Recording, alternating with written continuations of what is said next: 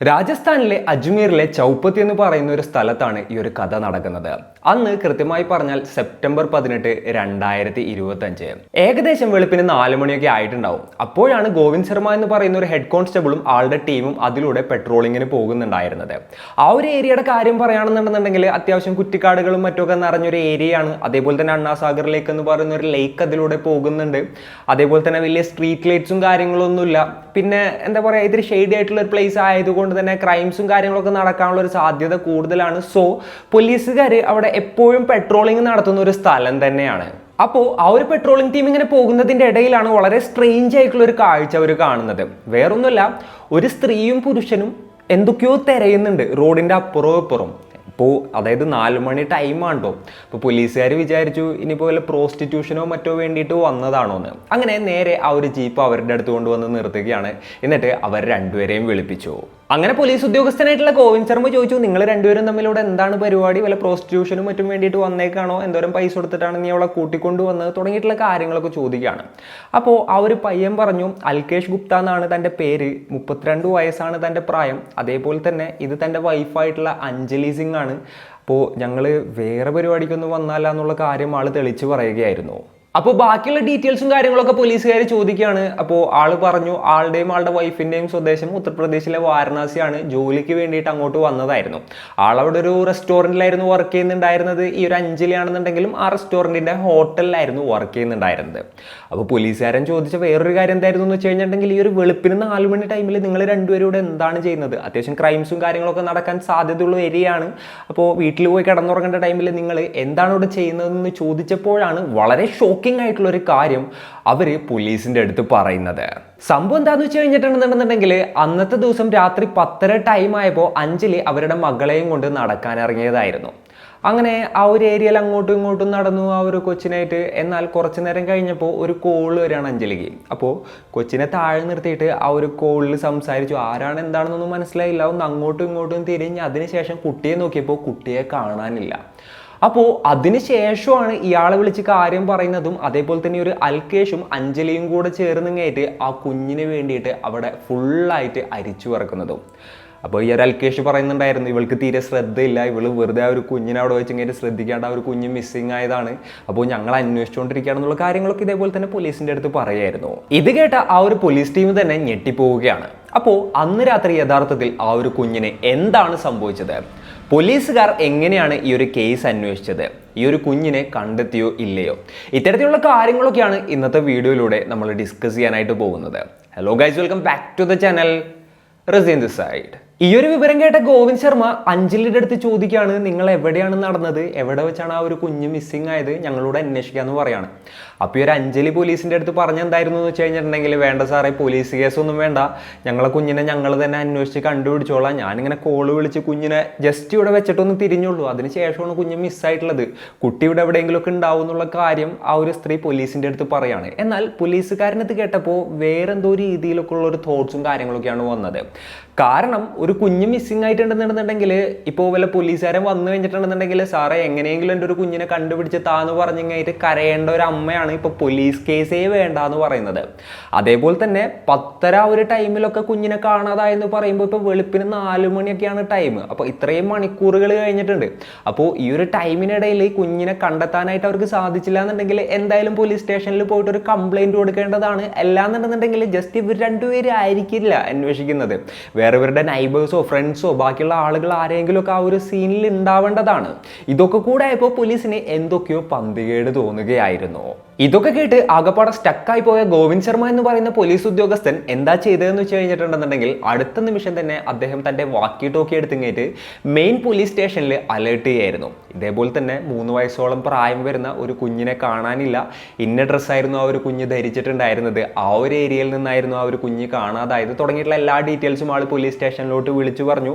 അതേപോലെ തന്നെ ആ ഒരു കുഞ്ഞിനെ അന്വേഷിക്കുന്നതിന് വേണ്ടിയിട്ട് ഒരു ടീമിനെ അയക്കാനും അദ്ദേഹം ആവശ്യപ്പെടുകയായിരുന്നു. കാര്യം ആ ഒരു കുഞ്ഞിൻ്റെ അമ്മയായിട്ടുള്ള അഞ്ജലി കുഞ്ഞിനെ അന്വേഷിക്കേണ്ട, പോലീസ് കേസൊന്നും വേണ്ടെന്നൊക്കെ പറഞ്ഞു. എന്നാലും ഈ ഒരു പോലീസ് ഉദ്യോഗസ്ഥൻ നോക്കുമ്പോൾ 3 വയസ്സുള്ള ഒരു കുഞ്ഞാണ് കാണാതായിരിക്കുന്നത്. അപ്പോൾ ഇവരങ്ങനെ വെറുതെ വിടാനായിട്ട് പറ്റില്ല. ഒരു കുഞ്ഞിനെ അന്വേഷിച്ച് കണ്ടുപിടിക്കണം, വേറെ എന്തെങ്കിലുമൊക്കെ ദുരൂഹതയുണ്ടോ എന്നുള്ളതുകൂടെ നോക്കണം എന്നുള്ളൊരു ലക്ഷ്യത്തിലാണ് അദ്ദേഹം ഇതേപോലെ തന്നെ പോലീസ് സ്റ്റേഷനിൽ അലേർട്ട് ചെയ്യുന്നതും അതേപോലെ തന്നെ ബാക്കിയുള്ള ടീമും കാര്യങ്ങളൊക്കെ വന്ന് ആ ഒരു കുഞ്ഞിന് വേണ്ടിയിട്ടുള്ള തിരച്ചിൽ ആരംഭിക്കുന്നതും. അങ്ങനെ പോലീസുകാരും മറ്റൊക്കെ സെർച്ച് ചെയ്യുന്നുണ്ടായിരുന്നു. ഈ ഒരു അഞ്ജലിയും അതേപോലെ തന്നെ അവരുടെ ഹസ്ബൻഡ് ആയിട്ടുള്ള അൽകേഷും സെർച്ച് ചെയ്യുന്നുണ്ടായിരുന്നു. അതിൻ്റെ ഇടയിൽ ഇങ്ങനെ അഞ്ജലി കരഞ്ഞുകൊണ്ട് പുലമ്പുന്നുണ്ടായിരുന്നു. എൻ്റെ തെറ്റാണ്, ഞാനാണ് കുഞ്ഞിനെ എവിടെയോ കൊണ്ടിങ്ങേറ്റ് കളഞ്ഞത്, എനിക്ക് എന്ത് ചെയ്യുമെന്ന് അറിയില്ല എന്നൊക്കെ പറയുന്നുണ്ടായിരുന്നു. ഇയാളാണെന്നുണ്ടെന്നുണ്ടെങ്കിൽ നിനക്ക് നിന്റെ സ്വന്തം കുഞ്ഞിനെ പോലും നോക്കാൻ പറ്റില്ല, നീ ഏത് കോള് ഏത് സമയത്താണ് എടുത്തത്, നിനക്കൊന്നും ഒരു ശ്രദ്ധയില്ലല്ലോ എന്നുള്ള രീതിയിൽ അൽകേഷ് ഈ ഒരു അഞ്ജലിയെ കുറ്റപ്പെടുത്തുന്നുണ്ടായിരുന്നു. ഇതൊക്കെ ഇതിൻ്റെ ഇടയിൽ കൂടെ നടക്കുന്നുണ്ടായിരുന്നു. എന്നാൽ ഈ ഒരു ഹെഡ് കോൺസ്റ്റബിൾ ഇതൊക്കെ നോട്ട് ചെയ്യുന്നുണ്ടായിരുന്നു. അദ്ദേഹം ഇതൊക്കെ നോട്ട് ചെയ്തപ്പോൾ എന്തൊക്കെയോ ഒരു പന്തികേട് അദ്ദേഹത്തിന് ആദ്യമേ ഫീൽ ചെയ്ത് തുടങ്ങിയിട്ടുണ്ടായിരുന്നു. അങ്ങനെ മണിക്കൂറുകൾ നീണ്ട ഒരു സെർച്ചും കാര്യങ്ങളൊക്കെ ഇങ്ങനെ തുടർന്നുകൊണ്ടേയിരുന്നു. എന്നാൽ അവർ എത്ര തിരഞ്ഞിട്ടും ആ ഒരു കുഞ്ഞിനെ കണ്ടെത്താനായിട്ട് സാധിച്ചില്ല. അപ്പോഴത്തേനും നേരം വെളുത്തു, എന്നിട്ടും ആ ഒരു കുഞ്ഞിനെ കണ്ടെത്താനായിട്ട് സാധിച്ചില്ല. അങ്ങനെ അന്നത്തെ ദിവസം രാവിലെ 10 മണിയായി. അപ്പോഴാണ് പോലീസ് സ്റ്റേഷനിലോട്ട് ഒരു കോള് വരുന്നത്. ആ ഒരു കോളിൽ പറഞ്ഞ കാര്യം എന്തായിരുന്നു എന്ന് വെച്ച് കഴിഞ്ഞിട്ടുണ്ടെന്നുണ്ടെങ്കിൽ, അണ്ണാസാഗർ ലേക്ക് എന്ന് പറയുന്ന ഒരു ലേക്ക് ഉണ്ടല്ലോ, അവിടെ നിന്ന് ഒരു കുഞ്ഞിൻ്റെ ബോഡി കിട്ടിയിട്ടുണ്ട് എന്നുള്ളൊരു കോളായിരുന്നു പോലീസിന് വന്നത്. വിവരം അറിഞ്ഞ പോലീസുകാർ നേരെ അവിടെ എത്തുകയായിരുന്നു. എന്നിട്ട് ബോഡിയും കാര്യങ്ങളൊക്കെ റിക്കവർ ചെയ്തു. അപ്പോൾ ആ ഒരു കുഞ്ഞിൻ്റെ എന്താ പറയുക ഡീറ്റെയിൽസും കാര്യങ്ങളും അതേപോലെ തന്നെ തലേ ദിവസത്തെ ആ ഒരു ഇൻസിഡൻറ്റും കാര്യങ്ങളൊക്കെ നോക്കുമ്പോൾ, അതായത് അന്ന് വെളുപ്പിനത്തെ ഇൻസിഡൻറ്റും കാര്യങ്ങളൊക്കെ നോക്കുമ്പോൾ അത് ഈ ഒരു അഞ്ജലിയുടെയും അൽകേഷിൻ്റെയും മകളാണ് എന്നുള്ളൊരു കാര്യം പോലീസിന് മനസ്സിലാവുകയാണ്. അപ്പോൾ ഫോറൻസിക് ടീമും മറ്റൊക്കെ സ്ഥലത്തോട്ട് ഇൻവെസ്റ്റിഗേഷനും കാര്യങ്ങളൊക്കെ സ്റ്റാർട്ട് ചെയ്തു. അതേപോലെ തന്നെ ഒരു അഞ്ജലിയും അൽകേഷും അവിടെ വന്നിങ്ങേറ്റ് ആ ഒരു കാഴ്ച കണ്ടിങ്ങേറ്റ് പൊട്ടിക്കരയാണ്. കുഞ്ഞെങ്ങനെ അവിടെ എത്തിയെന്നുള്ളത് തനിക്ക് അറിയില്ല എന്നും, ആരെങ്കിലും കുഞ്ഞിനെ എടുത്തുകൊണ്ട് പോയിട്ട് അങ്ങോട്ട് എറിഞ്ഞാണോ അല്ലാന്നുണ്ടെങ്കിൽ കുഞ്ഞ് തന്നെ ഓടിപ്പോയി വീണതാണോ, എന്താണ് സംഭവിച്ചത് തനിക്കറിയില്ല, എന്തായാലും എൻ്റെ മോൾക്ക് ഈ ഒരു ഗതി വന്നല്ലോ എന്നുള്ളൊരു കാര്യം ആലോചിച്ചേറ്റും. അതേപോലെ തന്നെ അതൊക്കെ ഇങ്ങനെ പറഞ്ഞുകൊണ്ടായിരുന്നു ഈ ഒരു അഞ്ജലി ഇങ്ങനെ കരഞ്ഞുകൊണ്ടിരിക്കുന്നുണ്ടായത്. പോലീസുകാർ പറഞ്ഞ പോലെ തന്നെ അവരുടെ ഫോർമാലിറ്റീസും കാര്യങ്ങളൊക്കെ സ്റ്റാർട്ട് ചെയ്തു. പിന്നെ ഫോറൻസിക് ടീം നോക്കിയപ്പോൾ അവർക്കും മനസ്സിലാക്കാനായിട്ട് സാധിച്ചില്ല പെട്ടെന്നുകൊണ്ട് തന്നെ. അതായത് ആ ഒരു കുഞ്ഞ് അവിടെ നിന്ന് വീണതാണോ അല്ലാന്നുണ്ടെന്നുണ്ടെങ്കിൽ ആരെങ്കിലും തള്ളിയിട്ടതാണോ എന്നുള്ളത്. എന്തൊക്കെയാണെങ്കിലും ബോഡി റിക്കവർ ചെയ്ത് ഓട്ടോപ്സിക്കായിട്ട് ഹോസ്പിറ്റലിലോട്ട് അയക്കുകയാണ്. ഓട്ടോപ്സി റിപ്പോർട്ടും കാര്യങ്ങളൊക്കെ വന്നപ്പോൾ ആ ഒരു കുഞ്ഞ് വെള്ളം കുടിച്ച് തന്നെയാണ് മരിച്ചിട്ടുണ്ടായിരുന്നത്, ശ്വാസം മുട്ടിയിട്ട്. സോ ഒരു കാര്യം ഉറപ്പാണ്, ആ ഒരു കുഞ്ഞ് ആ വെള്ളത്തിൽ വീണിട്ട് തന്നെയാണ് മരണപ്പെട്ടിട്ടുണ്ടായത്. എന്നാൽ ഒരു സംശയമുള്ള കാര്യം എന്തായിരുന്നു എന്ന് വെച്ച് കഴിഞ്ഞിട്ടുണ്ടെന്നുണ്ടെങ്കിൽ, ആ കുഞ്ഞ് തന്നെ ആ ഒരു ലേക്കിൽ വീണതാണോ അല്ല എന്നുണ്ടെങ്കിൽ ആരെങ്കിലും എറിഞ്ഞതാണോ എന്നുള്ളത്. സാധാരണഗതിയിൽ ഇങ്ങനെയുള്ള ഒരു കേസും കാര്യങ്ങളൊക്കെ വരിക എന്നുണ്ടെങ്കിൽ അതൊരു ആക്സിഡൻ്റൽ ഡെത്ത് എന്നുള്ള രീതിയിൽ കേസ് ക്ലോസ് ചെയ്യാറാണ് പതിവ്. എന്നാൽ ആ ഒരു ഹെഡ് കോൺസ്റ്റബിൾ ഉണ്ടായിരുന്നല്ലോ ഗോവിന്ദ് ശർമ്മ, അദ്ദേഹത്തിന് എന്തൊക്കെയോ സംശയവും കാര്യങ്ങളൊക്കെ തോന്നുകയാണ്. സ്റ്റാർട്ടിങ് തുടങ്ങിയിട്ട് ഈ ഒരു കേസിൽ അദ്ദേഹത്തിന് ഫുള്ള് സംശയമായിരുന്നു. ഇവരുടെ നടപടികൾ കാര്യങ്ങളൊന്നും ശരിയല്ല, ഇവരുടെ പെരുമാറ്റങ്ങൾ കാര്യങ്ങളൊന്നും ശരിയല്ല, എന്തൊക്കെയോ പന്തികേട് തോന്നിയിട്ട് അദ്ദേഹം വേറൊരു ആംഗിളിലൂടെ ഈ ഒരു കേസ് അന്വേഷിക്കുകയായിരുന്നു. ഈ ഗോവിന്ദ് ശർമ്മ എന്ന് പറയുന്ന പോലീസ് ഉദ്യോഗസ്ഥന് ഏറ്റവും കൂടുതൽ സംശയം തോന്നിയ ഒരു കാര്യം എന്തായിരുന്നു എന്ന് വെച്ച് കഴിഞ്ഞിട്ടുണ്ടെങ്കിൽ, പോലീസ് കേസ് വേണ്ട, ഞങ്ങൾ തന്നെ അന്വേഷിച്ചോളാം, പോലീസുകാരെ ഞങ്ങളെ സഹായിക്കേണ്ട എന്നുള്ളത് ഈ ഒരു സ്ത്രീ പറഞ്ഞതിലാണ്. അതിൽ തന്നെ എന്തൊക്കെയോ ഒരു പന്തികേട് തോന്നിയിട്ട് അദ്ദേഹം എന്താ ചെയ്തതെന്ന് വെച്ച് കഴിഞ്ഞിട്ടുണ്ടെന്നുണ്ടെങ്കിൽ കൂടുതൽ ക്വസ്റ്റ്യൻ ചെയ്യാനായിട്ട് ഇവർ രണ്ടുപേരെയും വിളിപ്പിക്കുകയാണ്. അപ്പോൾ ഇതൊരു ആക്സിഡൻ്റൽ ഡെത്ത് ആണ്, അപ്പോൾ നോർമൽ എൻക്വയറിക്ക് വേണ്ടിയിട്ട് വിളിപ്പിക്കുകയാണ് എന്നുള്ളൊരു തരത്തിലായിരുന്നു ഇവരെ രണ്ടുപേരെയും വിളിപ്പിച്ചത്. എന്നിട്ട് പോലീസ് സ്റ്റേഷനിൽ വെച്ച് ഇവരെ ഡീറ്റെയിൽ ആയിട്ട് ക്വസ്റ്റ്യൻ ചെയ്യായിരുന്നു. അപ്പോഴാണ് ഒരുപാടധികം കാര്യങ്ങൾ പോലീസിന് മനസ്സിലാവുന്നത്. അതിൽ ആദ്യത്തെ ഒരു കാര്യം എന്തായിരുന്നു എന്ന് വെച്ച് കഴിഞ്ഞിട്ടുണ്ടെന്നുണ്ടെങ്കിൽ, ഈ ഒരു അൽകേഷും അതേപോലെ തന്നെ അഞ്ജലിയും മാരീഡ് ആയിരുന്നില്ല എന്നുള്ളത് തന്നെയായിരുന്നു. യെസ്, ആ ഒരു കുഞ്ഞും അവരുടെ കുഞ്ഞും ആയിരുന്നില്ല. അതായത് അത് അഞ്ജലിയുടെ കുട്ടിയായിരുന്നു. എന്നാൽ ആ കുട്ടിയുടെ ബയോളജിക്കൽ ഫാദർ വാരണാസിയിലായിരുന്നു. അപ്പോൾ അഞ്ജലിയുടെ അടുത്ത് ചോദിച്ചപ്പോൾ അഞ്ജലി പറഞ്ഞത്, ഈ ഒരു കുഞ്ഞിൻ്റെ അച്ഛനാരാന്ന് വെച്ച് കഴിഞ്ഞിട്ടുണ്ടെങ്കിൽ എൻ്റെ ഫസ്റ്റ് ഹസ്ബൻഡാണ്, ഇതെൻ്റെ സെക്കൻഡ് ഹസ്ബൻഡാണ്, അപ്പോൾ കുഞ്ഞൻ്റെ കൂടെയാണ്, ഞങ്ങളുടെ എന്താ പറയുക ആദ്യത്തെ ഹസ്ബൻഡിനായിട്ടുള്ള ഡിവോഴ്സും കാര്യങ്ങളൊക്കെ കഴിഞ്ഞു, ഇപ്പോൾ ഈ രണ്ടാമത്തെ ആളായിട്ട് ഇതേപോലെ തന്നെ ലിവിങ് ടുഗദറും കാര്യങ്ങളൊക്കെയാണ്, കല്യാണം കഴിഞ്ഞിട്ടില്ല, കല്യാണം കഴിക്കാനുള്ള പ്ലാനിലാണ് ഞങ്ങൾ, തുടങ്ങിയിട്ടുള്ള കാര്യങ്ങളെല്ലാം തന്നെ അവർ പോലീസിൻ്റെ അടുത്ത് പറയുകയായിരുന്നു. ഇതുകൂടെ ഇപ്പോൾ പോലീസിന് വീണ്ടും സംശയമായി. അതായത് ഇവർ ഹസ്ബൻഡ് ആൻഡ് വൈഫാണെന്നുള്ള രീതിയിൽ പോലീസിൻ്റെ അടുത്ത് നുണ പറഞ്ഞു. അതേപോലെ തന്നെ രണ്ടുപേരും അവരുടെ കുട്ടിയാണെന്നുള്ള കാര്യം നുണ പറഞ്ഞു. അപ്പോൾ ഇവർ രണ്ടുപേരും ഇത്തരത്തിലുള്ളൊരു റിലേഷൻഷിപ്പിലുള്ള ആളുകളായതുകൊണ്ട് തന്നെ മേ ബി ആ ഒരു കുഞ്ഞൊരു ബേർഡനായിട്ട് ഇവർ രണ്ടുപേരും കൂടെ ആ ഒരു കുഞ്ഞിനെ കൊലപ്പെടുത്തിയതാണോ എന്നുള്ളൊരു സംശയം അദ്ദേഹത്തിന് ഉണ്ടാവുകയാണ്. അങ്ങനെ ഇവരുടെ മുൻപത്തെ ലൈഫിനെ കുറിച്ചും മറ്റുമൊക്കെ പോലീസുകാർ കൂടുതലായിട്ട് അന്വേഷിക്കാനായിട്ട് തുടങ്ങി. അപ്പോൾ ഈ ഒരു അഞ്ജലിയുടെ ആദ്യത്തെ ഹസ്ബൻഡിൻ്റെ പേര് രാജു എന്നായിരുന്നു. ആളും വാരണാസി സ്വദേശി തന്നെയായിരുന്നു. ഈ ഒരു ഇൻസിഡന്റ് നടക്കുന്നതിനും 7-8 വർഷങ്ങൾക്ക് മുൻപാണ് അഞ്ജലിയുടെയും രാജുവിൻ്റെ രാജുവിൻ്റെയും വിവാഹം കഴിയുന്നത്. അതൊരു അറേഞ്ച്ഡ് മാരേജ് ആയിരുന്നു. കല്യാണവും കാര്യങ്ങളൊക്കെ കഴിഞ്ഞിട്ട് ഇവർ രണ്ടുപേരും കൂടെയും ഒരു വാടക വീട് എടുത്തുകഴിഞ്ഞിട്ട് അങ്ങോട്ട് താമസം മാറുകയായിരുന്നു. രാജുവിൻ്റെ കാര്യം പറയുകയാണെന്നുണ്ടെങ്കിൽ ഒരു പ്രൈവറ്റ് കമ്പനിയിൽ അദ്ദേഹത്തിന് അത്യാവശ്യം നല്ലൊരു ജോലിയും കാര്യങ്ങളൊക്കെ ഉണ്ടായിരുന്നു. അപ്പോൾ വലിയ ഇഷ്യൂസും കാര്യങ്ങളൊന്നും ഇല്ലാതെ അവരുടെ ലൈഫ് ഇങ്ങനെ മുന്നോട്ട് പോകുമായിരുന്നു. ആദ്യത്തെ ഒരു 3 വർഷം കഴിഞ്ഞപ്പോഴാണ് ഇവർക്ക് ഒരു കുഞ്ഞ് പിറക്കുന്നത്. ആ കുഞ്ഞിന് കാവ്യ സിംഗ് എന്ന് പേരിടുകയും ചെയ്തു. ഈ ഒരു സ്റ്റോറി കേൾക്കുമ്പോൾ ഇവർ തമ്മിൽ എന്താണ് ഇഷ്യൂ എന്നുള്ളതായിരിക്കും നിങ്ങൾ ചിന്തിക്കുന്നത്. യെസ്, ഇവർ തമ്മിൽ വലിയ ഇഷ്യൂസും കാര്യങ്ങളൊന്നും ഉണ്ടായിരുന്നില്ല. സ്റ്റാർട്ടിങ്ങിൽ വളരെ സ്മൂത്ത് ആയിട്ടായിരുന്നു ഇവരുടെ ലൈഫ് മുന്നോട്ട് പോയിക്കൊണ്ടിരിക്കുന്നത്. അത്യാവശ്യം തിരക്കേടില്ലാത്തൊരു ജോലി ഉണ്ടായിരുന്നു രാജുവിന്.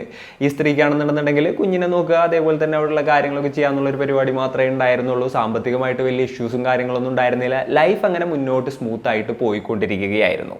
എന്നാൽ പ്രശ്നങ്ങൾ തുടങ്ങുന്നത് എപ്പോഴാണെന്ന് വെച്ച് കഴിഞ്ഞിട്ടുണ്ടെന്നുണ്ടെങ്കിൽ ഇവർ താമസിച്ചിരുന്നത് ഒരു അപ്പാർട്ട്മെന്റ് കോംപ്ലക്സിലാണ്. അതായത് ആ ഒരു കോംപ്ലക്സിൽ നോക്കുകയാണെന്നുണ്ടെങ്കിൽ വേറെയും ഒരുപാടധികം അപ്പാർട്ട്മെന്റ്സും കാര്യങ്ങളൊക്കെ ഉണ്ട്. അപ്പോൾ അതിൻ്റെ ഉള്ളിൽ ഒരു അപ്പാർട്ട്മെന്റ് റെന്റ് ചെയ്തിട്ടായിരുന്നു ഇവർ താമസിക്കുന്നുണ്ടായത്.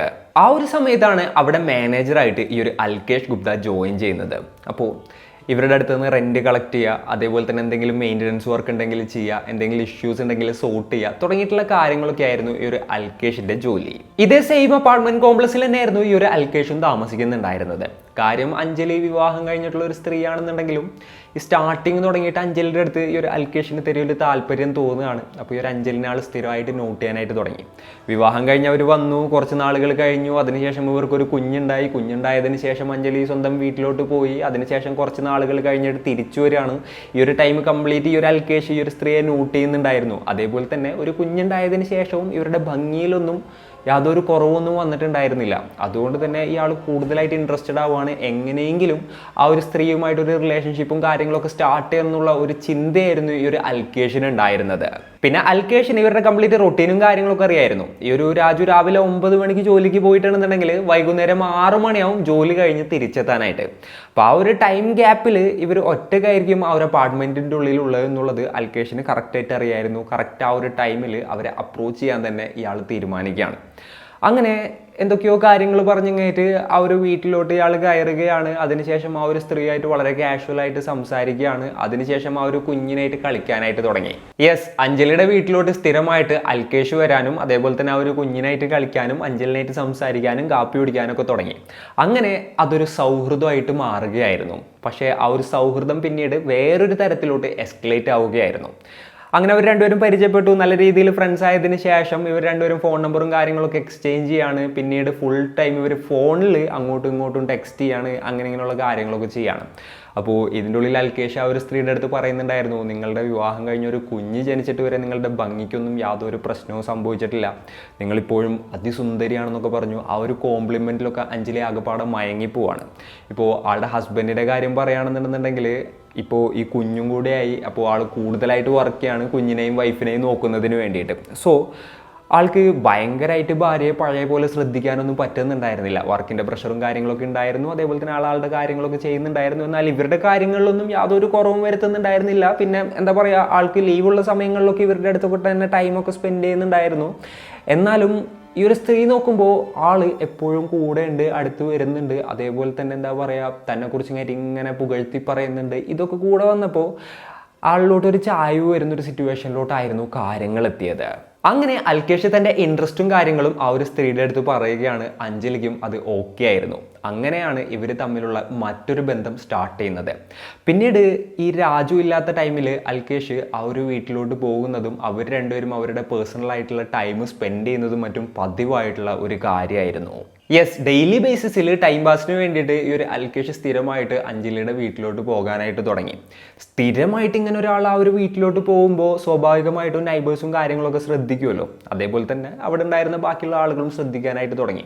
എന്തിനാണ് മാനേജർ സ്ഥിരം ആ ഒരു വീട്ടിലോട്ട് പോകുന്നത്? എന്താണ് ആ വീട്ടിൽ ഇതിനും മാത്രം മെയിൻ്റനൻസ്? അതും ഈ മെയിൻ്റനൻസ് ഒക്കെ നടക്കുന്നത് രാജു ഇല്ലാത്ത ടൈമിലാണ്. രാജു ഉള്ള സമയത്ത് ഈ അൽകേഷ് വരുന്നേ ഇല്ല. സോ ഇവർ രണ്ടുപേരും തമ്മിൽ വേറെ എന്തെങ്കിലും ബന്ധമുണ്ടോ എന്നുള്ളൊരു സംസാരം ആ ഒരു കോംപ്ലക്സിൽ ഉണ്ടാവുകയാണ്. അങ്ങനെ പതിയെ പതിയെ അത് രാജുവിൻ്റെ ചെവിയിലെത്തുകയാണ്. അങ്ങനെ രാജു ഈ കാര്യങ്ങളും മറ്റുമൊക്കെ തൻ്റെ ഭാര്യയുടെ അടുത്ത് പറയാണ്. നീയും അൽകേഷും തമ്മിൽ എന്തെങ്കിലും ഉണ്ടോ എന്നുള്ളതൊന്നും എനിക്കറിയില്ല, എന്നാലും ഈ കോംപ്ലക്സിലുള്ള ആളുകളും നാട്ടുകാരും ഒക്കെ അതും ഇതൊക്കെ പറയുന്നുണ്ട്. സോ ഇനി ഞാനില്ലാത്ത സമയങ്ങളിൽ അൽകേഷിനോട് ഇങ്ങോട്ട് വരണ്ടെന്ന് പറയണം. ഇനി വന്നാൽ തന്നെ വീട്ടിൻ്റെ അകത്തോട്ടൊന്നും കയറ്റണ്ട. ഇനിയിപ്പോൾ ഞാൻ വന്നിട്ട് എന്തെങ്കിലുമൊക്കെ ഇഷ്യൂസും കാര്യങ്ങളൊക്കെ ഉണ്ടെന്നുണ്ടെങ്കിൽ സെറ്റ് ചെയ്യാം, അങ്ങനെ ചെയ്താൽ മതി എന്നുള്ള കാര്യം ആളുടെ വൈഫിൻ്റെ അടുത്ത് പറയുകയാണ്. അതിനുശേഷം ഈ ഒരു അഞ്ജലി അൽകേഷിനെ വിളിച്ചിട്ട് പറഞ്ഞു, ഇനി ഇങ്ങോട്ട് വരണ്ട, ഇഷ്യൂ ആയിട്ടുണ്ടെന്നുള്ളൊരു കാര്യം പറഞ്ഞു. എന്നാൽ അവർ ആ ഒരു റിലേഷൻഷിപ്പ് അവിടെ വെച്ച് കട്ട് ചെയ്തോ എന്ന് ചോദിച്ചു കഴിഞ്ഞിട്ടുണ്ടെന്നുണ്ടെങ്കിൽ ഇല്ല. എന്നിട്ട് സംഭവിച്ചെന്തായിരുന്നു എന്ന് വെച്ച് കഴിഞ്ഞിട്ടുണ്ടെന്നുണ്ടെങ്കിൽ ഇവർ അൽകേഷിൻ്റെ റൂമിലോട്ട് പോകാനായിട്ട് തുടങ്ങി. അതായത് കുഞ്ഞിനൊക്കെ ഉറക്കി കിടത്തിയതിന് ശേഷം ആ ഒരു അപ്പാർട്ട്മെൻറ്റ് കോംപ്ലക്സിൽ തന്നെയായിരുന്നു ഈ ഒരു അൽകേഷിൻ്റെ റൂമും ഉണ്ടായിരുന്നത്. ആ ഒരു റൂം അവിടെ കുറേ അടിയിലായിരുന്നു, അതേപോലെ തന്നെ ഒത്തിരി ഒതുങ്ങിയൊരു സ്ഥലത്തായിരുന്നു. പെട്ടെന്നുകൊണ്ട് തന്നെ ആരും കാണില്ല അങ്ങോട്ട് പോകുന്നതും അതേപോലെ തന്നെയുള്ള കാര്യങ്ങളൊന്നും ആരും ശ്രദ്ധിക്കില്ല. അപ്പോൾ എന്തെങ്കിലും ഷോപ്പിങ്ങിന് പരിപാടി എന്നൊക്കെ പറഞ്ഞു കഴിഞ്ഞിട്ട് പതുക്കെ ആരും ഇല്ലാത്ത ഒരു സമയത്ത് ആരും കാണാതെ നൈസായിട്ട് ഈ ഒരു സ്ത്രീ ഇതേപോലെ തന്നെ അൽകേഷിൻ്റെ റൂമിലോട്ട് പോകുന്നത് പതിവായിട്ടുള്ളൊരു കാര്യമായിട്ട് മാറുകയാണ്. എന്നാൽ ഒരു ദിവസം ഇതെല്ലാം തന്നെ രാജു അറിയാണ്. സംഭവിച്ചത് എന്താണെന്ന് വെച്ച് കഴിഞ്ഞിട്ടുണ്ടെങ്കിൽ വളരെ യാദൃശ്ചികമായിട്ട് ഒരു ദിവസം രാജു തൻ്റെ വൈഫിൻ്റെ ഫോൺ എടുത്ത് നോക്കുകയാണ്. അപ്പോഴാണ് ഇവർ തമ്മിലുള്ള ചാറ്റും കാര്യങ്ങളും അതേപോലെ തന്നെ ഇവർ തമ്മിലുള്ള ഇൻറ്റിമേറ്റ് ആയിട്ടുള്ള ഫോട്ടോസ് വീഡിയോസ് തുടങ്ങിയിട്ടുള്ളതെല്ലാം തന്നെ രാജു കാണുന്നത്. ഇത് കണ്ട് ആള് ആകെപ്പാടെ ഞെട്ടിത്തെറിച്ച് പോവാണ്. ആൾ നോക്കുമ്പോൾ തൻ്റെ വൈഫ് അവിടുത്തെ മാനേജറായിട്ട് ചീറ്റ് ചെയ്യുന്നൊരു കാഴ്ച ആൾ തൻ്റെ കൺമുന്നിൽ കാണുകയാണ്. അപ്പോൾ ആൾക്കൊരു കുഞ്ഞുണ്ട്. പെട്ടെന്നുകൊണ്ട് തന്നെ ഇത് നാട്ടുകാർ അറിഞ്ഞു കഴിഞ്ഞിട്ടുണ്ടെന്നുണ്ടെങ്കിൽ വീട്ടുകാർ അറിഞ്ഞു കഴിഞ്ഞിട്ടുണ്ടെന്നുണ്ടെങ്കിൽ വലിയൊരു ഇഷ്യൂ ആവും, കുഞ്ഞിൻ്റെ ഭാവിനെ ബാധിക്കും തുടങ്ങിയിട്ടുള്ള ചിന്തകളൊക്കെ ആളുടെ ഉള്ളിൽ വരികയാണ്. അതുകൊണ്ട് തന്നെ ഇതിപ്പോൾ ആരുടെ അടുത്തും പറയണ്ട എന്നുള്ളൊരു തീരുമാനത്തിലോട്ട് ആളെത്താണ്. എന്നിട്ട് ആളുടെ വൈഫിൻ്റെ അടുത്ത് പറഞ്ഞു, നീയും ആ ഒരു മാനേജറും തമ്മിലുള്ള ബന്ധത്തിനെ കുറിച്ചും കാര്യങ്ങളെക്കുറിച്ചും എനിക്കറിയാം, പക്ഷേ അത് നീ ഇനി തുടരരുത്, ഇവിടെ വെച്ച് എല്ലാം അവസാനിപ്പിച്ചോ, നമുക്കൊരു കുഞ്ഞുള്ളാണ്, ഇനി ആ ഒരു ബന്ധവും കാര്യങ്ങളൊക്കെ തുടർന്ന് കഴിഞ്ഞിട്ടുണ്ടെന്നുണ്ടെങ്കിൽ നമ്മളെ ജീവിതം മാത്രമല്ല ആ ഒരു കുഞ്ഞിൻ്റെ ജീവിതവും ബാധിക്കും. സോ പ്ലീസ് ഇതോടെ വെച്ച് നിർത്തണം എന്നുള്ള കാര്യം പറയുകയാണ്. എന്നാൽ അഞ്ജലി അത് കേൾക്കാനായിട്ട് തയ്യാറായിരുന്നില്ല. പിന്നെയും ആ ഒരു റിലേഷൻഷിപ്പ് അവർ കണ്ടിന്യൂ ചെയ്തു പോന്നു. ഇത് വീണ്ടും ഈ ഒരു രാജു അറിയുകയാണ്. വീണ്ടും വലിയ രീതിയിലുള്ള ഇഷ്യൂസും കാര്യങ്ങളൊക്കെ ഉണ്ടാവുകയാണ്. അങ്ങനെയാണ് എന്താ പറയുക, ഇവരുടെ വീട്ടുകാരും മറ്റുമൊക്കെ ഈ ഒരു ഇഷ്യൂവിനെ കുറിച്ച് അറിയുന്നതും അതേപോലെ തന്നെ രാജു ഒരു ഡിവോഴ്സിന് വേണ്ടിയിട്ട് ഫയൽ ചെയ്യുന്നതും. പിന്നെ ആളുടെ കയ്യിൽ കംപ്ലീറ്റ് തെളിവുകൾ ഉണ്ടായിരുന്നു. ഇവർ രണ്ടുപേരും ഇൻറ്റിമേറ്റ് ആയിട്ടിരിക്കുന്ന ഫോട്ടോസ് വീഡിയോസ് തുടങ്ങിയിട്ടുള്ള എല്ലാം ഉണ്ടായിരുന്നു. സോ കോടതിയിൽ അദ്ദേഹം പറഞ്ഞൊരു കാര്യം എന്താണെന്ന് വെച്ച് കഴിഞ്ഞിട്ടുണ്ടെന്നുണ്ടെങ്കിൽ എനിക്ക് അലിമോണിയും കാര്യങ്ങളൊന്നും കൊടുക്കാൻ പറ്റില്ല, അതേപോലെ തന്നെ ചൈൽഡ് സപ്പോർട്ടൊന്നും കൊടുക്കാൻ പറ്റില്ല. ഇവർക്ക് ഓൾറെഡി വേറെ ഒരാളുണ്ട് ഇവരെ പ്രൊട്ടക്റ്റ് ചെയ്യാനും മറ്റുമൊക്കെ. അപ്പോൾ ഇതേപോലെ തന്നെ ഇവരെന്നെ ചീറ്റ് ചെയ്തിട്ട് പോയത് കൊണ്ട് തന്നെ എനിക്കത് കൊടുക്കേണ്ട ആവശ്യമില്ല എന്നുള്ളൊരു രീതിയിൽ കോടതിയുടെ അടുത്ത് ഇദ്ദേഹം പറയുകയാണ്. കോടതി ആളുടെ വാദം അംഗീകരിക്കുകയും ചെയ്തു. അങ്ങനെ അവരുടെ ഡിവോഴ്സിൻ്റെ കാര്യങ്ങളൊക്കെ നടന്നു. ആ ഒരു സമയത്താണ് ഇവർ രണ്ടുപേരും ഈ ഒരു അജ്മീറിലോട്ട് കുഞ്ഞിനെയും കൊണ്ട് പോകുന്നത്, അതായത് അഞ്ജലിയും അൽകേഷും. കാരണം ഇപ്പോൾ കാര്യം ഡിവോഴ്സൊക്കെ കഴിഞ്ഞിട്ടുണ്ടെന്നുണ്ടെങ്കിലും നാട്ടുകാർ ഇവർ രണ്ടുപേരെയും കുറിച്ച് വളരെ മോശമായിട്ട് സംസാരിക്കുമെന്നും എല്ലാവരും വേറൊരു കണ്ണിലൂടെ കാണൂ എന്നുള്ളൊരു തോട്ട് ഇവർക്ക് ഉണ്ടായിരുന്നു. അപ്പോൾ വേറെ ആരും അറിയാത്ത ഒരു സ്ഥലത്ത് പോയിട്ട് പുതുതായിട്ട് ഫ്രഷ് ആയിട്ടൊരു ലൈഫ് സ്റ്റാർട്ട് ചെയ്യാം എന്നുള്ളൊരു ഉദ്ദേശത്തോട് കൂടിയിട്ടായിരുന്നു ഇവർ നേരെ രാജസ്ഥാനിലുള്ള അജ്മീറിലോട്ട് പോയിട്ട് അവരുടെ ലൈഫ് രണ്ടാമത് തുടങ്ങുന്നത്. സോ അജ്മീറിലെത്തി ജോലി അന്വേഷിച്ചിട്ട് അൽകേഷിന് ഒരു റെസ്റ്റോറൻറ്റിൽ ജോലി കിട്ടുകയാണ്. ഒരു ഹോട്ടലിലുള്ള റെസ്റ്റോറൻ്റ് ആയിരുന്നു അത്. ആ ഹോട്ടലിൽ തന്നെ ഈ സ്ത്രീക്ക്, അതായത് അഞ്ജലിക്കും ജോലി ലഭിക്കുകയും ചെയ്തു. അപ്പോൾ ഇവരുടെ രണ്ടുപേരുടെയും ലൈഫ് അങ്ങനെയായിരുന്നു പോയിക്കൊണ്ടിരുന്നിരുന്നത്. പോലീസുകാർ നോക്കുന്ന സമയത്ത് അഞ്ജലിയുടെ മാത്രം കുഞ്ഞല്ലല്ലോ കാവ്യ സിംഗ്, അത് രാജുവിൻ്റെ കൂടെ കുഞ്ഞാണല്ലോ. അപ്പോൾ എന്തൊക്കെയാണെങ്കിലും രാജുവിനെ കൂടെ ഇൻഫോം ചെയ്യാനായിട്ട് പോലീസുകാർ തീരുമാനിക്കുകയാണ്. അങ്ങനെ രാജുവിനെ വിളിച്ച് കാര്യങ്ങൾ പറഞ്ഞു. ഫോണിലൂടെ ഈ ഒരു വാർത്ത കേട്ട് രാജു പൊട്ടിക്കരയാനായിട്ട് തുടങ്ങുകയാണ്. എന്നിട്ട് പോലീസുകാരുടെ അടുത്ത് രാജു പറഞ്ഞു, ഇന്നലെ തന്നെ അവൾ എന്നെ വിളിച്ച് പറഞ്ഞിട്ടുണ്ടായിരുന്നു കുഞ്ഞിനെ കാണാനില്ല എന്നുള്ളത്. ഞാൻ ആദ്യം തന്നെ ചെയ്തൊരു കാര്യം എന്താണെന്ന് വെച്ച് കഴിഞ്ഞിട്ടുണ്ടെങ്കിൽ ഇവിടെ വാരണാസിയിലുള്ള പോലീസ് സ്റ്റേഷനിൽ പോയിട്ട് ഒരു മിസ്സിംഗ് കംപ്ലയിൻറ്റ് കൊടുക്കുക എന്നുള്ളതായിരുന്നു. എന്നാലും ആ ഒരു കുഞ്ഞിന് ഇങ്ങനത്തെ ഒരു ഗതി വരും എന്നുള്ളത് ഞാൻ അറിഞ്ഞിട്ടുണ്ടായിരുന്നില്ല എന്നുള്ളൊരു കാര്യം പറഞ്ഞിട്ട് ആള് പൊട്ടി കരയുകയായിരുന്നു. അപ്പോൾ രാജുവിൻ്റെ അടുത്ത് പോലീസ് സ്റ്റേഷനിലോട്ട് വരാനായിട്ട് പോലീസുകാർ ആവശ്യപ്പെടുകയാണ്. ഉടനെ തന്നെ രാജു അവിടെ നിന്ന് പുറപ്പെടുകയായിരുന്നു. കുറച്ച് മണിക്കൂറുകൾക്കുള്ളിൽ തന്നെ ആള് രാജസ്ഥാനിലെത്തുകയാണ്. എന്നിട്ട് പോലീസുകാരുടെ അടുത്ത് പറഞ്ഞു, നിങ്ങൾ എന്ത് വേണമെങ്കിലും ചോദിച്ചു, എന്തിനുത്തരം പറയാൻ ഞാൻ റെഡിയാണെന്നുള്ളത് ആൾ പോലീസിൻ്റെ അടുത്ത് പറയാണ്. അപ്പോൾ അവരുടെ സ്റ്റോറിയും കാര്യങ്ങളൊക്കെ പോലീസുകാർ ചോദിക്കുകയാണ്. അപ്പോൾ ഇയാളുടെ അടുത്ത് ചോദിച്ചിട്ട് ഈ സ്ത്രീയും അതേപോലെ തന്നെ അൽകേഷും പറഞ്ഞത് സത്യമാണോ എന്നുള്ളത് കൺഫേം ചെയ്യാൻ വേണ്ടിയിട്ടായിരുന്നു. അപ്പോൾ ഇയാൾ പറഞ്ഞ സ്റ്റോറിയും ഇവർ രണ്ടുപേരും പറഞ്ഞ സ്റ്റോറിയും സെയിം ആയിരുന്നു. സോ അവർ ആ ഒരു സ്റ്റോറിയിൽ നുണയൊന്നും പറഞ്ഞിട്ടില്ല എന്നുള്ളത് പോലീസിന് മനസ്സിലാവുകയാണ്. ഈ രാജുവിനെ ക്വസ്റ്റ്യൻ ചെയ്തതിന് ശേഷം രാജു പക്ക ക്ലീൻ ആയിട്ടുള്ള ഒരു മനുഷ്യനാണെന്നുള്ളത് പോലീസിന് മനസ്സിലാവുകയാണ്. പിന്നീട് കംപ്ലീറ്റ് സംശയം ഈ ഒരു അഞ്ജലിയുടെയും അതേപോലെ തന്നെ ഈ അൽകേഷിൻ്റെയും മേലെ തിരിയുകയാണ്. പിന്നീട് ഒന്നുകൂടെ നല്ല രീതിയിൽ ഇവർ രണ്ടുപേരെയും ക്വസ്റ്റ്യൻ ചെയ്യാനായിട്ട് പോലീസുകാർ തീരുമാനിക്കുകയാണ്. അങ്ങനെ അഞ്ജലിയെ വീണ്ടും ക്വസ്റ്റ്യൻ ചെയ്യാണ്. നീ തന്നെയല്ലേ നിൻ്റെ കുഞ്ഞിനെ കൊന്നതെന്നുള്ളതായിരുന്നു അടുത്ത ചോദ്യം. ആ ഒരു ചോദ്യം കേട്ടപ്പോൾ തന്നെ അഞ്ജലി കുറച്ചുകൂടെ പാനിക് ആവുകയാണ്, എന്താ പറയുക, കുറച്ച് ആങ്ഷ്യസ് ആവുകയാണ്. എന്നിട്ട് ഞാൻ എന്തിനാ എൻ്റെ മോളെ കൊല്ലണം, അങ്ങനെയുള്ളൊരു രീതിയിലായിരുന്നു അവർ പോലീസിൻ്റെ അടുത്ത് തിരിച്ച് ചോദിച്ചത്. ഒരുപാട് നുണകൾ പോലീസുകാർ ഓൾറെഡി കേട്ടിട്ടുണ്ടാവുമല്ലോ അവരുടെ പ്രൊഫഷൻ്റെ ഭാഗമായിട്ട്. അപ്പോൾ ആ ഒരു ക്വസ്റ്റ്യനിൽ അവരുടെ ആ ഒരു പതർച്ചയിലും അതേപോലെ തന്നെ ആ ഒരു എക്സ്പ്രഷൻസിലും ഇവരെന്തൊക്കെയോ മറച്ചു വെക്കുന്നുണ്ട് എന്നുള്ളത് പോലീസിന് വീണ്ടും തീർച്ചയാവുകയാണ്. പിന്നെ പോലീസിന് ഇത് തെളിയിക്കണമെന്നുണ്ടെങ്കിൽ എവിഡൻസ് വേണമല്ലോ. അങ്ങനെ പോലീസുകാർ ആ ഒരു ഏരിയയിലുള്ള കംപ്ലീറ്റ് CCTV വിഷ്വൽസും കാര്യങ്ങളൊക്കെ നോക്കുകയാണ്. അപ്പോൾ ആ ഒരു എന്താ പറയുക, അണ്ണാനഗർ ലേക്കിൻ്റെ കാര്യം പറയുകയാണെന്നുണ്ടെങ്കിൽ ഭൂരിഭാഗം ഏരിയയിലും സേഫ്റ്റി റെയിലിങ്സും കാര്യങ്ങളൊക്കെ ഉണ്ട്. വളരെ കുറച്ച് ഏരിയയിൽ മാത്രമേ സേഫ്റ്റി റെയിലിങ്സ് ഇല്ലാത്തതുള്ളൂ. ആ ഒരു കുഞ്ഞ് വീഴണമെന്നുണ്ടെങ്കിൽ അതിലൂടെ തന്നെ വീഴണം, അല്ലാന്നുണ്ടെങ്കിൽ വീഴാനുള്ള യാതൊരു സാധ്യതയില്ല. അതേപോലെ തന്നെ നോക്കുകയാണെന്നുണ്ടെങ്കിൽ ഈ ഒരു CCTV വിഷ്വൽ പോലീസുകാർ നോക്കിയപ്പോൾ 10:30 തുടങ്ങിയിട്ട് ആ ഒരു സ്ത്രീ ഒരു കുഞ്ഞിനെയും കൊണ്ട് അങ്ങോട്ട് നടക്കുന്നു, ഇങ്ങോട്ട് നടക്കുന്നു, അങ്ങോട്ട് നടക്കുന്നു, ഇങ്ങോട്ട് നടക്കുന്നു, പിന്നെ കുറച്ച് നേരം ബെഞ്ചിലിരിക്കുന്നു. അങ്ങനെയുള്ള പല വിഷ്വൽസ് പോലീസുകാർ കാണുകയാണ്. ഏകദേശം ഒരു 1 മണി 1:30 വരെയൊക്കെ ആ ഒരു കുഞ്ഞിനെയും കൊണ്ട് ഇവർ അങ്ങോട്ടും ഇങ്ങോട്ടൊക്കെ പോകുന്നുണ്ടെന്ന് ആ ഒരു സ്ട്രീറ്റിലൂടെ. അതായത് ഒരു കുഞ്ഞിനായിട്ട് നടക്കാൻ വന്നു കഴിഞ്ഞിട്ടുണ്ടെങ്കിൽ ഒരു 10:30 വന്നു കഴിഞ്ഞാൽ മാക്സിമം എത്ര ടൈം നടക്കും? സാധാരണഗതിയുള്ള ഒരാളാണെന്നുണ്ടെങ്കിൽ 10:30 തുടങ്ങിയിട്ട് ഒരു 11:30 വരെയൊക്കെ നടക്കുമായിരിക്കും, മാക്സിമം 1 മണിക്കൂർ. ഇനി കൂടിപ്പോയൊരു 12 മണി വരെയൊക്കെ നടക്കുമായിരിക്കും. എന്നാലും ഈ ഒരു സ്ത്രീ ഏകദേശം ഒരു 1 മണി കഴിയുന്ന സമയം വരെ ആ ഒരു കുഞ്ഞിനായിട്ട് അങ്ങോട്ടും ഇങ്ങോട്ടും ഒക്കെ നടക്കുന്നുണ്ടായിരുന്നു. അതിനുശേഷം പെട്ടെന്ന് കുഞ്ഞിനെ കാണാതാവുകയാണ്. അതിനുശേഷമാണ് ഈ പറഞ്ഞ പോലെ തന്നെ ഈ ഒരു അൽക്കേഷും അങ്ങോട്ട് വരുന്നതും അതേപോലെ തന്നെ ഇവർ തിരയുന്നതും. പിന്നെ ആ ഒരു കുഞ്ഞിനെ അവർ ഇരുത്തി ഉറക്കി. അതേപോലെ തന്നെ അവർ അതിനുശേഷം ആ ഒരു കുഞ്ഞിനെയും കൊണ്ടുപോയത് ഈ പറഞ്ഞ പോലെ തന്നെ ആ ഒരു സേഫ്റ്റി റെയിലിംഗ് ഇല്ലാത്തൊരു സ്ഥലത്തായിരുന്നു. മേ ബി അവിടെ വെച്ചിട്ടായിരിക്കണം അവർ ആ ഒരു കുഞ്ഞിനെ വെള്ളത്തിലോട്ട് തള്ളിയിട്ടിട്ടുണ്ടാവുക. അപ്പോൾ ഉറങ്ങിക്കൊണ്ടിരിക്കുന്ന കുഞ്ഞ് പെട്ടെന്ന് തന്നെ വെള്ളത്തിൽ വീണിട്ട് ആ കുഞ്ഞ് ചിലപ്പോൾ കണ്ണുറന്ന് നോക്കുന്ന സമയത്ത് ചിലപ്പോൾ അമ്മനായിരിക്കും കണ്ടിട്ടുണ്ടാവുക. ഇല്ലാന്നുണ്ടെങ്കിൽ എന്താണ് സംഭവിക്കുന്നത് എന്നുള്ളത് 3 വയസ്സുള്ള കുട്ടിയല്ല, കുട്ടിക്ക് മനസ്സിലായിട്ട് പോലും ഉണ്ടാവില്ല. അമ്മ എന്ന് തന്നെ ആയിരിക്കും ആ ഒരു കുഞ്ഞ് ആ സമയത്ത് നൊലോളിച്ചിട്ടുണ്ടാവുക. അങ്ങനത്തെ ഒരു സിറ്റുവേഷൻ ആ ഒരു കുഞ്ഞിന് മാത്രമല്ല നമുക്ക് ആർക്കും ചിന്തിക്കാൻ പോലും പറ്റാത്തതിലപ്പുറമാണ്. അപ്പോൾ ഈ ഒരു വിഷ്വൽസും കാര്യങ്ങളൊക്കെ അഞ്ജലിക്കും അതേപോലെ തന്നെ അൽക്കേഷിനും പോലീസുകാർ കാണിച്ചു കൊടുക്കുകയാണ്. അപ്പോൾ ഈ ഒരു വിഷ്വൽ കണ്ടപ്പോൾ അൽക്കേഷ് നേരെ അഞ്ജലിയുടെ അടുത്ത് തിരിഞ്ഞിട്ട് ചോദിക്കുകയാണ്, നീ എന്താണ് ചെയ്തത്? നീയാണോ ആ ഒരു കുഞ്ഞിനെ കൊന്നതെന്നുള്ളത്. ആള് ഇതൊന്നും അറിയാത്തതുപോലെ ആക്ട് ചെയ്യാനായിട്ട് തുടങ്ങി. ആളാകപ്പെടെ ഷോക്കായിട്ടുള്ള ഒരു സിറ്റുവേഷനിലായിരുന്നു ഉണ്ടായിരുന്നത്. സോ പോലീസിന് വേറൊരു ഐഡിയ തോന്നുകയാണ്, ഇയാളെ നല്ല രീതിയിൽ ക്വസ്റ്റ്യൻ ചെയ്ത് കഴിഞ്ഞിട്ടുണ്ടെങ്കിൽ അത് കണ്ട് പേടിച്ചിട്ട് അഞ്ജലി എന്താണ് നടന്നതെന്നുള്ള കാര്യം പറയാൻ സാധ്യതയുണ്ട്. അങ്ങനെ പോലീസ് സ്റ്റൈലിൽ ഇയാളെ ക്വസ്റ്റ്യൻ ചെയ്യാണ്. ഇയാളാണെന്നുണ്ടെന്നുണ്ടെങ്കിൽ തനിക്കൊന്നും അറിയില്ല എന്നുള്ളൊരു കാര്യമായിരുന്നു പറഞ്ഞുകൊണ്ടിരുന്നിരുന്നത്. അങ്ങനെ തിരിച്ച് അഞ്ജലിയുടെ അടുത്ത് വീണ്ടും പോലീസുകാർ ക്വസ്റ്റ്യൻ ചെയ്തപ്പോൾ അഞ്ജലി കാര്യങ്ങളെല്ലാം തന്നെ സമ്മതിക്കുകയാണ്. താനാണ് തൻ്റെ മകളായിട്ടുള്ള കാവ്യ സിംഗിനെ കൊലപ്പെടുത്തിയത് എന്നുള്ളൊരു കാര്യം അഞ്ജലി തുറന്നു പറയുകയായിരുന്നു. അടുത്തതായിട്ട് പോലീസുകാർ പറഞ്ഞു, ഓക്കെ, നീ നിന്റെ കുഞ്ഞിനെ കൊന്നു എന്നുള്ളത് ഞങ്ങൾക്ക് മനസ്സിലായി, എന്തിനാണ് നീ നിന്റെ കുഞ്ഞിനെ കൊന്നതെന്നായി അടുത്ത ചോദ്യം. അപ്പോൾ ഈ ഒരു മേർഡറിൻ്റെ മോട്ടീവ് ഈ സ്ത്രീ പോലീസിൻ്റെ അടുത്ത് പറയുകയാണ്. സംഭവം എന്താണെന്ന് വെച്ച് കഴിഞ്ഞിട്ടുണ്ടെന്നുണ്ടെങ്കിൽ ഈ ഒരു അൽക്കേഷിൻ്റെയിലും അഞ്ജലിയുടെയിലും തീരെ പൈസ ഉണ്ടായിരുന്നില്ല. അവർ രണ്ടുപേരും ചെറിയ ജോലിയും കാര്യങ്ങളൊക്കെ ചെയ്ത് കഴിഞ്ഞിട്ട് വളരെ കഷ്ടപ്പെട്ടിട്ടായിരുന്നു അവരുടെ ലൈഫ് മുന്നോട്ട് നീക്കിക്കൊണ്ടിരുന്നിരുന്നത്. അപ്പോൾ ഇവരുടെ റെൻറ്റും അതേപോലെ തന്നെ കുഞ്ഞിൻ്റെ ചിലവും ഇവരുടെ ചിലവും കാര്യങ്ങളൊക്കെ ആയിട്ട് കഷ്ടപ്പെട്ടിട്ടായിരുന്നു ഇവരുടെ ലൈഫ് മുന്നോട്ട് പോയിക്കൊണ്ടിരുന്നിരുന്നത്. അപ്പോൾ അതിൻ്റെ പേരിൽ ഫൈനാൻഷ്യൽ സ്ട്രഗിൾ ഉള്ളത് കൊണ്ട് തന്നെ ഇവർക്കിടയിലുള്ള അടി പതിവായിരുന്നു. അപ്പോൾ അൽക്കേഷ് ഇടക്കിടക്ക് പറയാറുണ്ടായിരുന്നു, നീ ഒരു കുഞ്ഞിനെയും കൊണ്ട് വന്നിട്ട് നിൻ്റെ ചിലവും നോക്കണം, കൊച്ചിൻ്റെ ചിലവും നോക്കണം, എൻ്റെ കയ്യിലാണെന്നുണ്ടെങ്കിൽ പൈസയില്ല എന്നൊക്കെ പറയുന്ന ഒരു അങ്ങനത്തെ സംസാരങ്ങളുണ്ടല്ലോ. എൻ്റെ കുഞ്ഞുമല്ല, ഞാൻ എന്തിനാണ് ഈ ഒരു കുഞ്ഞിനെ നോക്കണത്, എൻ്റെ കയ്യിൽ കാശും ഇല്ല, നിനക്കാണെന്നുണ്ടെന്നുണ്ടെങ്കിൽ അലിമണിയും കിട്ടിയില്ല, അങ്ങനെയുള്ള കാര്യങ്ങളൊക്കെ പറഞ്ഞു കഴിഞ്ഞാൽ അടി പതിവായിരുന്നു. അപ്പോൾ ഈ ഒരു സ്ത്രീ പ്രതീക്ഷിച്ചിരുന്ന ഒരു കാര്യം എന്താണെന്ന് വെച്ച് കഴിഞ്ഞിട്ടുണ്ടെന്നുണ്ടെങ്കിൽ തനിക്ക് മെയിൻ്റനൻസ് കിട്ടും എന്നുള്ളതായിരുന്നു. അതായത് ഡിവോഴ്സൊക്കെ ചെയ്ത് കഴിഞ്ഞ് കഴിഞ്ഞിട്ടുണ്ടെങ്കിൽ കുഞ്ഞിൻ്റെ ചിലവിനുള്ളത് തൻ്റെ ആദ്യത്തെ ഹസ്ബൻഡിൻ്റെ കയ്യിൽ നിന്ന് കിട്ടും എന്നുള്ളൊരു പ്രതീക്ഷയായിരുന്നു ഇവർക്കുണ്ടായിരുന്നത്. എന്നാൽ കോടതി അതിന് ഒപ്പോസ് ചെയ്ത് കഴിഞ്ഞിട്ട് വിധിക്കുകയാണ് ഉണ്ടായത്. കാരണം ഇവർ ചീറ്റ് ചെയ്തതാണെന്നുള്ളത് 100% അവിടെ തെളിയാണ്. അതേപോലെ തന്നെ എന്താ പറയുക, കോടതി പറഞ്ഞു മെയിൻ്റനൻസും കാര്യങ്ങളൊന്നും കൊടുക്കണ്ട എന്നുള്ളത്. അപ്പോൾ മെയിൻ്റനൻസ് കിട്ടുന്നില്ല, അതേപോലെ തന്നെ കുഞ്ഞിനെ നോക്കാനായിട്ട് പറ്റുന്നില്ല. ആകപ്പാടെ ചിലവ് ഇപ്പോഴാണെന്നുണ്ടെന്നുണ്ടെങ്കിൽ തൻ്റെ കാമുകനാണെന്നുണ്ടെങ്കിൽ എപ്പോഴും കുറ്റം പറഞ്ഞുകൊണ്ടേയിരിക്കുന്നു.